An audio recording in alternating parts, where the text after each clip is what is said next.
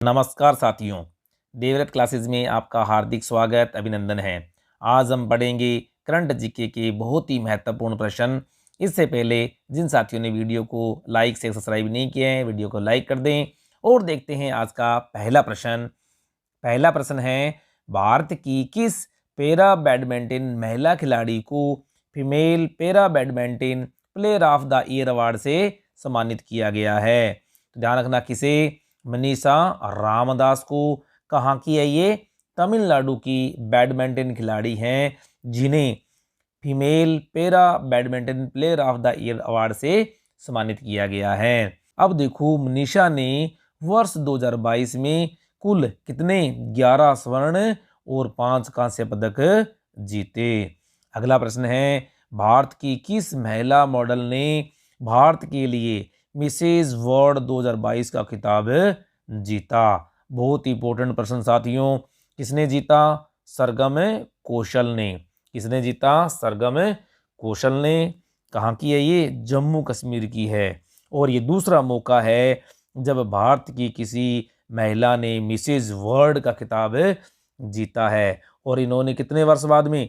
21 वर्ष बाद में ये खिताब जीता। अगला प्रश्न है, किस आधुनिक कवि और आलोचक को 8वीं महाकवि कन्हैयालाल सेठिया पुरस्कार से सम्मानित किया गया? तो ध्यान रखना, किसे? के सचिदानंद। और कहाँ की है ये?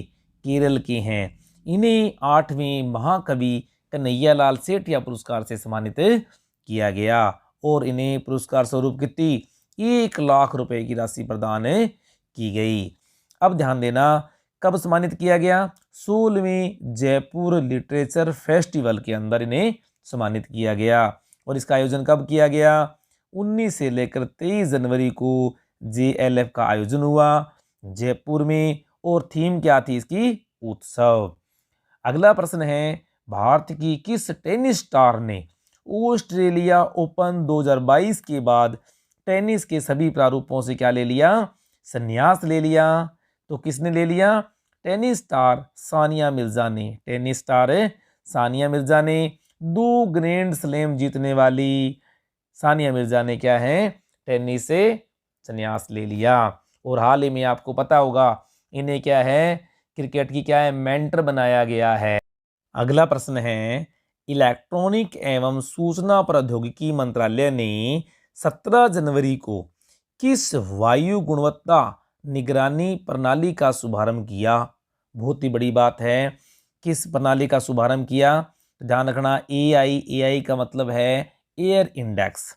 क्या नाम है? AQMS V1.0 यानी एयर क्वालिटी मॉनिटरिंग सिस्टम। इसका निर्माण किसने किया? सीडेक कोलकाता और टैक्समीन धनबाद ने मिलकर क्या है? इस प्रणाली का निर्माण किया। अगला प्रश्न है, भारत की पहली इंट्रोनेजल कोरोना वायरस की इंजेक्शन है वो कब लॉन्च की गई? तो ध्यान रखना, 26 जनवरी 2023 को। केंद्रीय स्वास्थ्य मंत्री कौन? मनसुख मंडाविया ने क्या है? इसको लॉन्च किया। अगला प्रश्न है, 4 जनवरी 2023 से संचालित राष्ट्रीय हरित हाइड्रोजन मिशन के तहत 2030 तक कितनी नवीनीकरण ऊर्जा स्थापित करने का लक्ष्य रखा गया है? तो ध्यान रखना, 125 गीगावाट। कितनी? 125 गीगावाट। अब ध्यान रखना, क्वेश्चन ये भी पूछा जा सकता है, राष्ट्रीय हरित हाइड्रोजन मिशन की शुरुआत कब हुई? 4 जनवरी 2023 को। और इस मिशन के तहत कितने रुपए खर्च किए जाएंगे? 19,470 करोड़ रुपए का बजट है इसके लिए जारी किया गया है। अब देखो, मिशन के तहत भारत को हरित हाइड्रोजन के उपयोग, उत्पादन और निर्यात के लिए वैश्विक केंद्र बनाना इस मिशन का मुख्य उद्देश्य है। इसी प्रकार से इस मिशन के तहत 2030 तक 8 लाख करोड़ का निवेश प्राप्त करना और 6 लाख रोजगार सृजित करना इस मिशन का उद्देश्य है। इसी प्रकार से ग्रीन हाउस गैसेस के उत्सर्जन में 50 मैट्रिक टन की कमी करना भी क्या है? इस मिशन का उद्देश्य है। साथियों प्रश्न बहुत इंपॉर्टेंट है, प्रश्न कोई भी पूछा जा सकता है, इसलिए एक भी प्रश्न छोड़ना मत। अगला प्रश्न है, भारत और मिस्र की थल सेनाओं के बीच संपन्न पहले युद्धाभ्यास को क्या नाम दिया गया? तो ध्यान रखना, पहले की बात हो रही है, किसके बीच में? भारत और मिस्र के बीच में क्या नाम दिया गया? अभ्यास साइक्लोन फर्स्ट। अभ्यास साइक्लोन फर्स्ट का नाम दिया गया। कहाँ संपन्न हुआ? राजस्थान के जैसलमेर में संपन्न हुआ। कितने दिवस? 14 दिवस तक, 14 से लेकर 27 जनवरी तक इसका आयोजन किया गया। अगला प्रश्न है, युद्धाभ्यास वरुण के 21वें संस्करण का आयोजन किन दो देशों के बीच में संपन्न हुआ? तो ध्यान रखना, जब बात आती है वरुण की, गुरुड़ की, तो ये फ्रांस के साथ में होते हैं।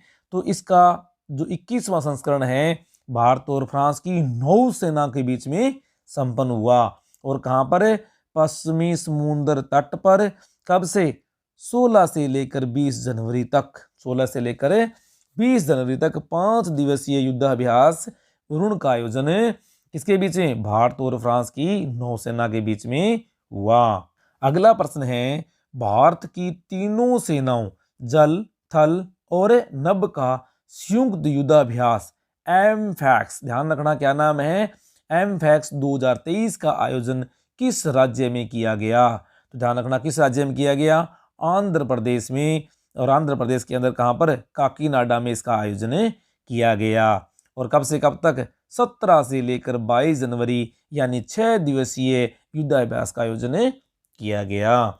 अगला प्रश्न है, भारतीय नौसेना का मेगा युद्धाभ्यास, ध्यान रखना, मेगा युद्धाभ्यास ट्रोपेक्स 23, वेरी वेरी इंपॉर्टेंट, ट्रोपेक्स 23 का आयोजन कहाँ किया जा रहा है? तो ध्यान रखना, कहाँ किया जा रहा है? हिंद महासागर में। कहाँ पर? हिंद महासागर में। और ये कब शुरू हुआ? 1 जनवरी से शुरू होकर 23 मार्च तक, लगभग कितने? 3 महीने तक चलने वाला सबसे बड़ा युद्धाभ्यास है। अगला प्रश्न है, राजस्थान के किस शहर में G20 रोजगार कार्य समूह की बैठक का आयोजन किया गया? वेरी वेरी इंपॉर्टेंट क्वेश्चन साथियों, क्योंकि G20 का सम्मेलन है वो भारत में होने जा रहा है और उस संबंध में अलग अलग जगह पर बहुत सारी बैठकों का आयोजन हो रहा है। तो इसमें एक थी रोजगार कार्य समूह की बैठक, कहाँ पर? जोधपुर में हुई। कब से कब? 2 से लेकर 4 फरवरी 2023 को।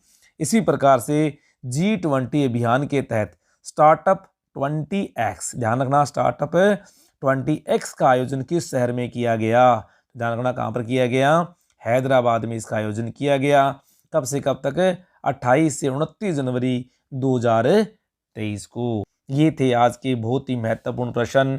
वीडियो को लाइक कर दें, शेयर कर दें, और चैनल पर फर्स्ट टाइम है तो चैनल को सब्सक्राइब अवश्य कर लें। Thank you.